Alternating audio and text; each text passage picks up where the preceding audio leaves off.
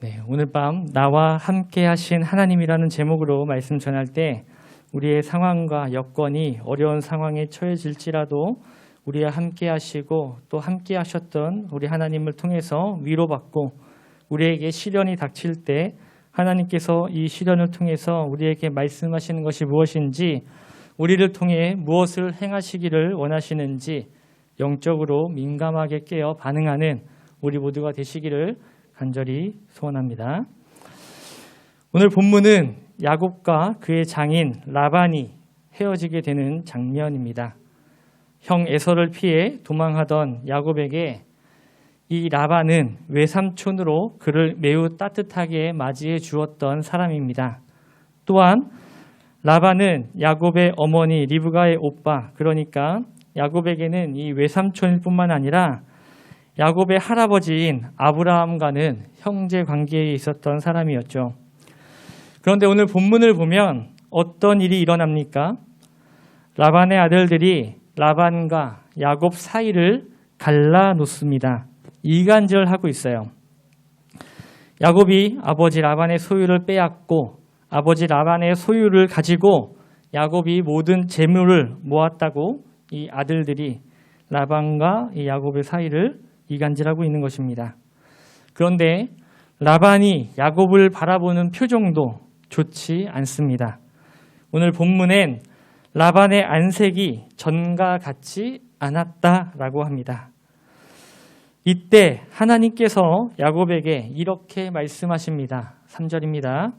함께 볼까요? 시작. 여호와께서 야곱에게 이르시되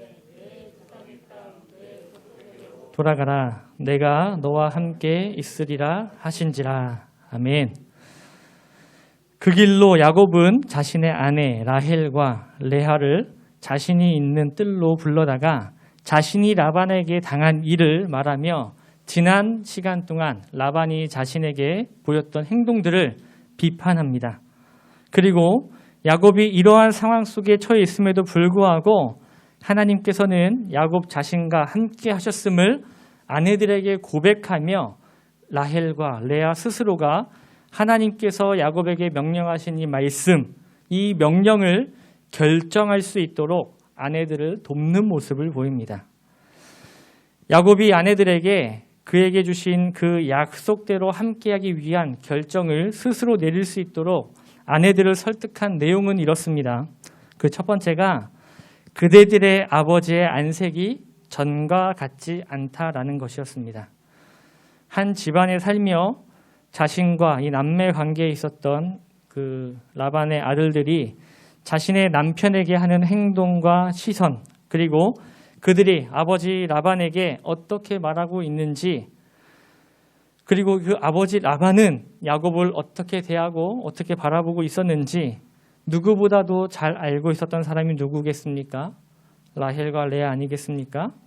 이들은 라반이 또는 그의 형제들이 어떻게 이 야곱을 대했는지 누구보다도 잘 알고 있었을 것입니다. 또한 그녀들은 야곱이 힘을 다해서 아버지 라반을 섬겼고 그를 위해서 일했다는 것을 알고 있습니다. 라반은 야곱을 속여서 결혼을 시켰을 뿐만 아니라 야곱의 이 품값을 10번이나 바꾸었습니다.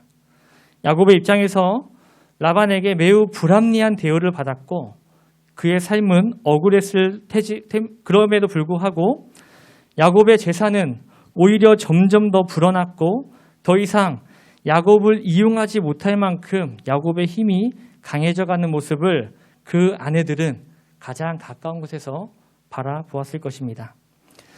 야곱은 이렇게 된 모든 것이 그와 함께 하신 하나님께서 라반을 막아 야곱을 해치지 못하게 한 것이라 아내들에게 고백함으로 야곱과 함께 하시는 하나님에 대해서 아내들에게 말함으로써 아내들을 설득하고 있는 것이죠. 반면 라반의 아들들은 야곱과 함께 하시는 하나님을 우리 하나님은 알지 못한 채 야곱이 아버지 라반의 소유를 빼앗아서 라반의 소유를 통해서 재물을 얻었다며 라반에게 야곱을 이간질하고 있는 것입니다. 드라빔을 가지고 우상신을 섬기는 라반과 그의 아들들은 하나님과 함께 하시며 그를 지키시는 야곱을 이해할 수가 없었을 것입니다. 여기서 이 드라빔은 우상인데요.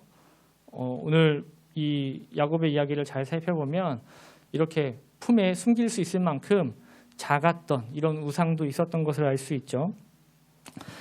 30장을 잘 살펴보면 라헬이 요셉을 낳았을 때에 야곱이 라반에게 자신을 고향 땅으로 돌아가게 해달라고 말하면서 자신이 얻은 처자를 주어 떠나게 해달라고 하는 장면이 등장합니다. 바로 앞장의 내용이에요. 하지만 정작 이때는 라반을 떠나 고향으로 돌아가지는 못합니다. 그때 라반은 이렇게 약속을 하죠. 내 품삯을 정하라.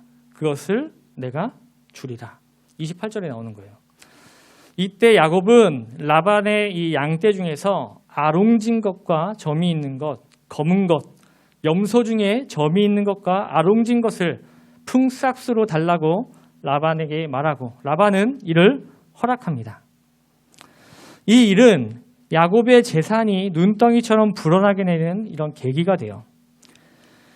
야곱은 자신이 생각하고 원하는 때에 떠나고 싶어 했지만 하나님이 원하시는 때는 이때가 아니었습니다.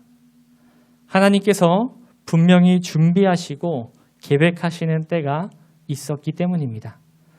하나님은 그때를 위해서 야곱의 부를 축적해 주시기 원하셨고 우리의 눈과 우리의 기준으로 볼 때 야곱이 보낸 세월은 불행한 시기로 보였을지 모르겠지만 하나님의 기준에서는 하나님의 시선에서는 이 시간은 야곱을 성장시키고 야곱에게 복을 주는 그런 시간이었던 것입니다. 또 이런 장면도 등장합니다. 30장 37절 이하의 말씀인데요.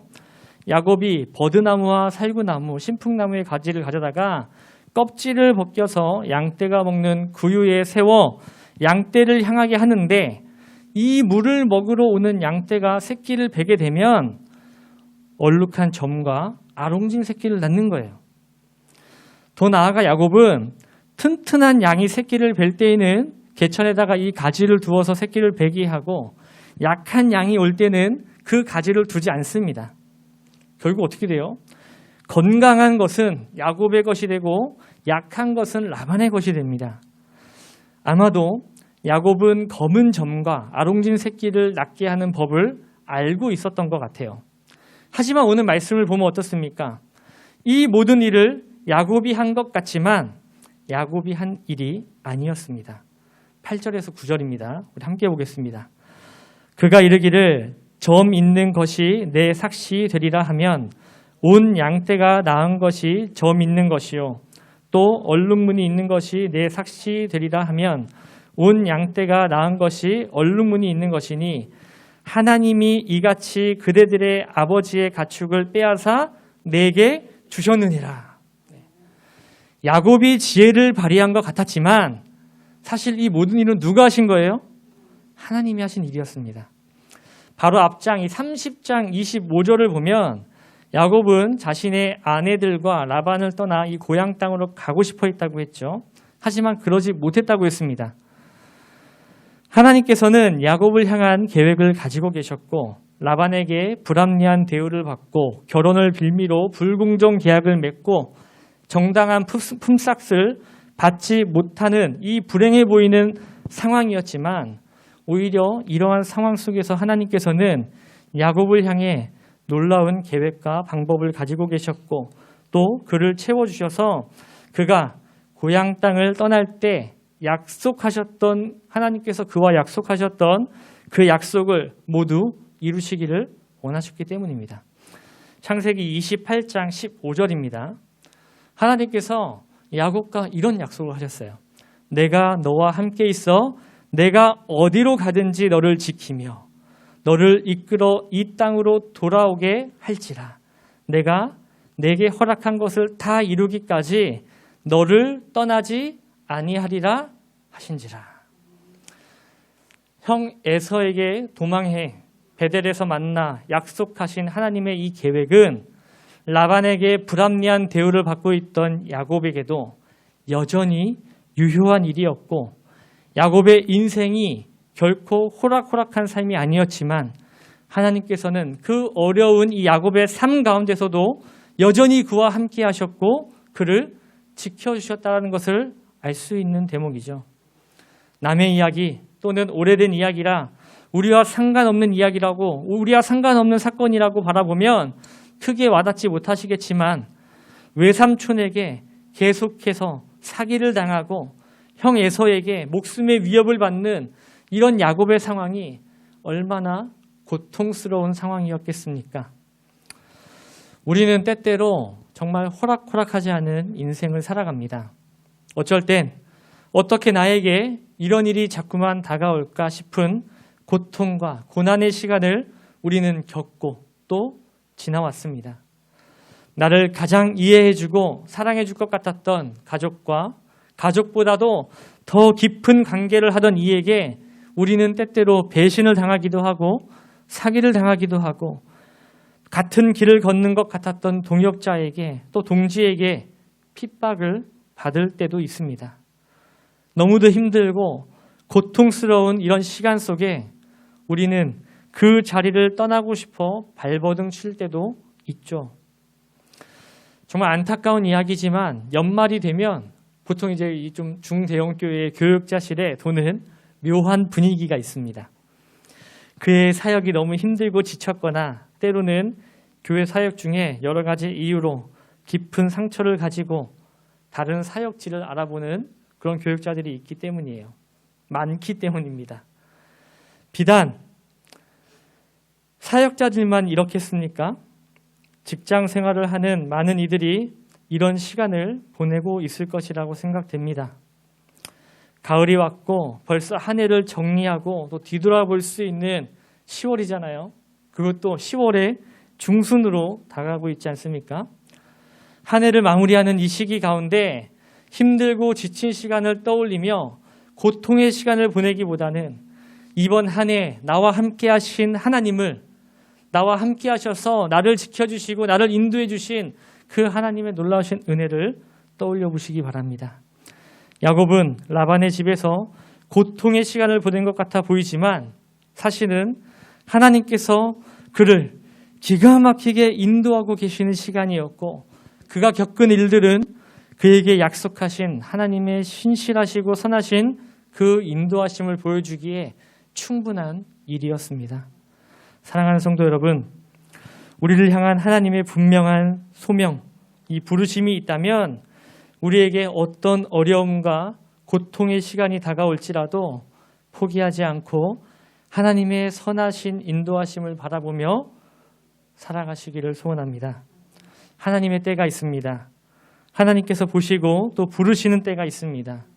우리를 통해 일하시는 하나님께서 우리를 향한 분명한 계획하심과 인도하심이 있다라는 사실을 잊지 마시기 바랍니다. 혹시 지금 너무나도 힘든 고통의 시간을 보내고 계십니까? 어쩌면 우리가 지금 보내고 있는 이 고통과 고난의 시간은 하나님께서 부르시고 또 보내시는 때가 되었을 때 뒤돌아서 생각해 본다면 우리를 위해 놀랍게 역사하시는 하나님의 역사를 경험하는 시간이었음을 고백할 수밖에 없게 됩니다. 고통의 시간인 줄 알았는데 돌이켜보면 은혜의 시간이었고 나를 성장시키는 시간이었고 우리를 들어 사용하시기 위한 기초를 쌓는 시간으로 보내게 하셨다는 것을 우리는 고백할 수밖에 없게 되는 겁니다. 사랑하는 제주고린교회 성도 여러분, 소명 있는 삶을 살아가시기를 소원합니다. 소명은 하나님의 부르심입니다. 하나님께서 우리를 향해 가지고 계시는 놀라운 계획하심, 이 부르심을 기억하시기 바랍니다. 하나님께 받은 우리의 소명은 누구나 비슷할 수도 있지만 완전히 다 다를 수도 있습니다. 소명은 베델에서 야곱과 만나주시고 그에게 복을 약속해 주신 하나님과 이 야곱과의 관계처럼 하나님과 나와의 관계 속에서 있는 일이기 때문에 그 누구도 강요할 수도 규정할 수도 없습니다. 하나님과 나와의 이 분명한 관계 속에 분명한 하나님의 부르심이 있다면 지금 우리 앞에 놓인 어려움과 고통, 고난의 시간을 두려워하지 마시기 바랍니다.